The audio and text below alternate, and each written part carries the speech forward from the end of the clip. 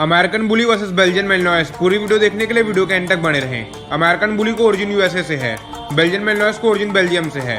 American bully की speed 40 से 48 kilometre per hour होती है।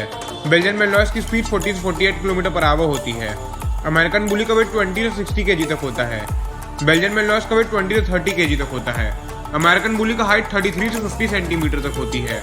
बेल्जियन मेलनॉयस की हाइट 56 से 66 सेंटीमीटर तक होती है। अमेरिकन बुली का लाइफ स्पैन 9 से 13 साल तक का होता है। बेल्जियन मेलनॉयस का लाइफ स्पैन 12 से 14 साल तक का होता है। अमेरिकन बुली का बाइट फोर्स 21 psi है। बेल्जियन मेलनॉयस का बाइट फोर्स 195 psi है। अमेरिकन बुली के कलर्स चॉकलेट फॉन पाई बाय white brindle black. Belgian Malinois के colours fawn sable red black brindle cream grey. आपको ये इन्फॉर्मेशन कैसी लगी कमेंट करके जरूर बताएं।